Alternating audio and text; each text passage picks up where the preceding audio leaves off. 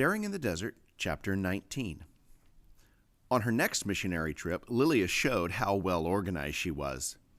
They were in the small town of Blida, once again renting rooms rather than camping.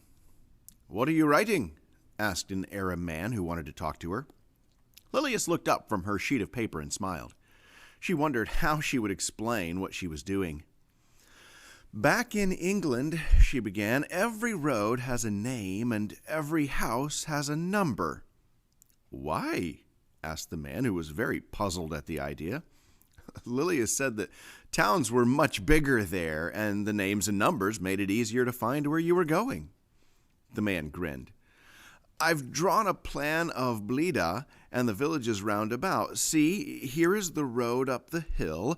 Lilias pointed to a straight road on the map she was drawing. The man looked at it, thought for a minute, and then pointed to his house, which was on that road. He was very pleased with himself. Lilias explained that she was giving all the streets and lanes names, and the houses numbers. "Do you think thousands of people are going to come to live in Blida?" laughed the man, very amused at the thought. Lilias laughed too. "No," she said, "but using a map like this means that we can visit every home and then make a mark on the paper to show that we've been there.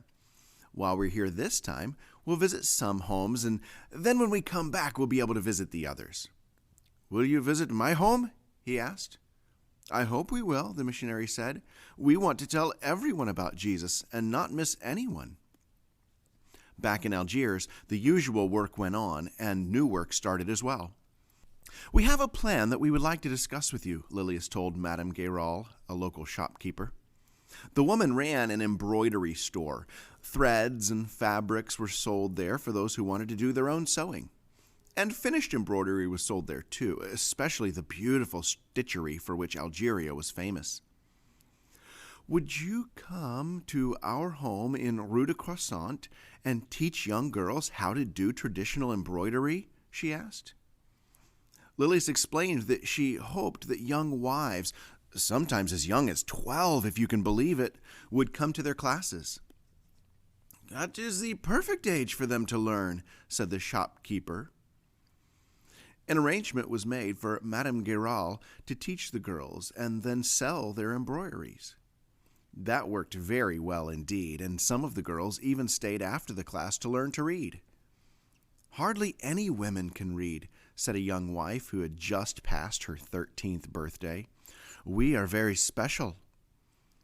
Lilias sat down beside the little group of girls and explained that they were indeed very special.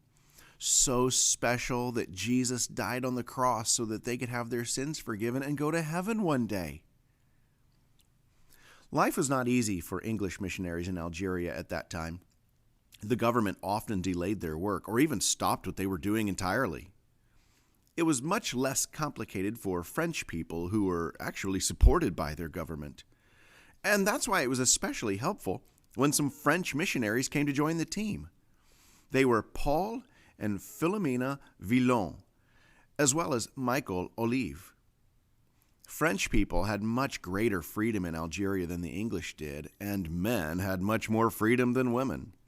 Lilias and her friends had prayed for God to bring men to the mission team, and they were delighted with the new arrivals. It wasn't long before plans were being made for them.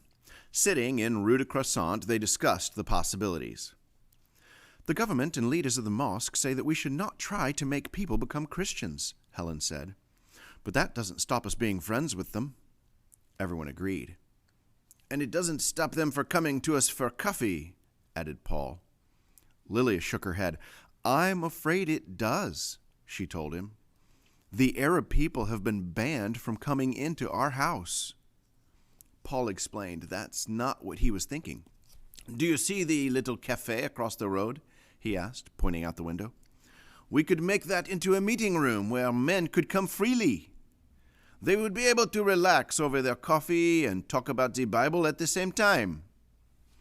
The other missionaries immediately realized that was a splendid idea, and before long the Gospel Cafe was up and running. When Lilias went off to Europe for her summer break that year, she felt different from the years before. Until then, the work in the city of Algiers almost stopped in the summer when the missionaries went away to recover from the heat. Now there were enough of them for the work to go on all year round. That felt good, and she thanked God for it.